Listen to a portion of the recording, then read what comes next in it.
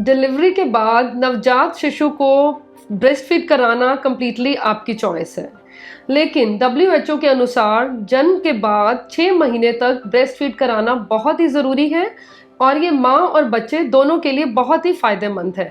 And बच्चे के जन्म के कुछ घंटे बाद ही माँ का पहला दूध, जिसे कि कोलोस्ट्रम कहते हैं, जो गाढ़ा होता है, येलो कलर का होता है, वो ज़रूर पिलाना चाहिए, क्योंकि उसमें बहुत ज़्यादा न्यूट्रिएंट्स होते हैं, इम्यूनोग्लोबुलिन्स होते हैं, जो कि बच्चे को इन्फेक्शन से और एलर्जी से बचाते हैं। I am doctor Ekta Bajaj, consultant obstetrician and gynaecologist. आज मैं आपसे डिस्कस करूंगी ब्रेस्ट फीडिंग से जुड़े हुए बेनिफिट्स के बारे में। ब्रेस्ट फीडिंग मदर और बेबी दोनों के लिए ही बहुत फ़ायदेमंद होती है। पहले हम बात करेंगे ब्रेस्ट फीडिंग से मदर्स को क्या क्या बेनिफिट होते हैं। सबसे पहले तो ब्रेस्ट फीडिंग वेट लॉस में हेल्प करती है और डिलीवरी के बाद ब्लीडिंग भी कम होती है जो मदर्स ब्रेस्ट फीड कराती हैं, क्योंकि यूट्रस को श्रिंक करने में भी मदद मिलती है।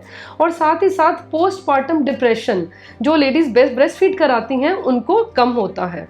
ब्रेस्ट फीडिंग की वजह से कुछ लॉन्ग टर्म डिजीज़ का भी रिस्क कम हो जाता है, जैसे कि heart disease, obesity, type 2 diabetes mellitus, arthritis and कुछ कैंसर्स जैसे कि ओवेरियन कैंसर और ब्रेस्ट कैंसर का रिस्क भी कम होता है। ब्रेस्ट फीडिंग बेबीज़ के लिए भी बहुत ही फ़ायदेमंद होती है।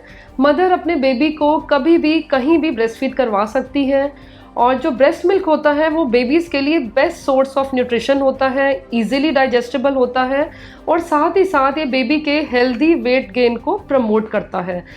ब्रेस्ट फीडिंग बेबीज़ को बहुत इलनेस और एलर्जी से भी प्रोटेक्ट करती है, बचाती है, जैसे कि ear infection, throat infection, lung infections, gut infection यानी कि डायरिया, दस्त। जो बच्चे ब्रेस्ट फीड पे होते हैं उनको ये इन्फेक्शंस कम होता है। साथ ही कुछ लॉन्ग टर्म डिजीज़ जैसे कि बावल डिजीज़ हैं, Crohn's disease, ulcerative colitis, even diabetes and childhood leukaemia, जो बच्चे ब्रेस्ट फीड पे होते हैं उनमें ये सब डिजीज़ को थोड़ा कम देखा गया है। बेबीज़ को ब्रेस्ट फीड कब करवाना चाहिए? मदर्स को कैसे पता चलेगा बच्चे को भूख लगी है? बच्चा रोना शुरू कर दे या फिर दूसरी चीज़ों को सक करना शुरू कर दे, जैसे कि अपने हैंड्स को, थंब को, या फिर मदर की तरफ उसका जॉ, माउथ मदर की ब्रेस्ट की तरफ डायरेक्टेड हो, या फिर बेबीज़ जब when they are licking their lips और sticking out their tongue, these are the signs which tell that the baby is hungry and baby should be breast fed. ऐसी कौन सी स्थितियां हैं जिसमें मदर को अपने बेबी को ब्रेस्ट फीड नहीं करवाना चाहिए? HIV पॉजिटिव मदर्स, उनको ब्रेस्ट फीड नहीं करवाना चाहिए क्योंकि इन्फेक्शन वो ब्रेस्ट मिल्क के थ्रू बेबी को ट्रांसमिट कर सकती हैं। एंड एक्टिव ट्यूबरकुलोसिस अनट्रीटेड हो जिसमें, उसको भी नहीं कराना चाहिए क्योंकि इन्फेक्शन बेबी को ट्रांसमिट हो सकता है।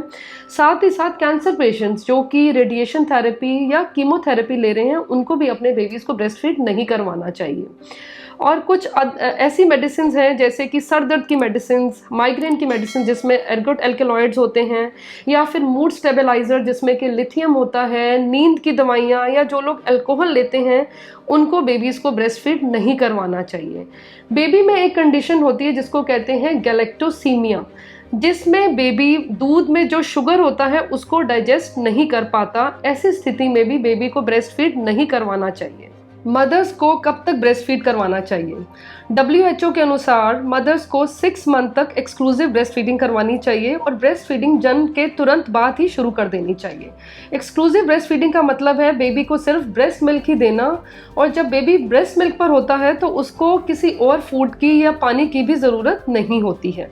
ब्रेस्ट फीडिंग को 2 इयर्स तक कंटिन्यू किया जा सकता है डिपेंडिंग ऑन मदर्स चॉइस। और 6 महीने के बाद बेबीज़ को कॉम्प्लीमेंट्री फूड इंट्रोड्यूस किए जाते हैं जिसको कि वीनिंग कहा जाता है। साथ ही साथ ब्रेस्ट मिल्क को भी दिया जा सकता है। मैं आशा करती हूँ इस वीडियो के बाद आपको ब्रेस्ट फीडिंग से जुड़ी जानकारी मिली होगी, स्पेशली अबाउट कोलोस्ट्रम। और क्योंकि उसका येलो कलर देख के, उसकी कंसिस्टेंसी देख के कुछ लोगों को लगता है कि ये मिल्क क्लीन नहीं है और उसको डिस्कार्ड करना चाहते हैं, ऐसा बिल्कुल भी नहीं है। Colostrum is actually the healthiest part of the breast milk, जिससे कि बेबी को बहुत ही ज़्यादा इम्यूनिटी मिलती है और इन्फेक्शन से लड़ने की क्षमता भी मिलती है।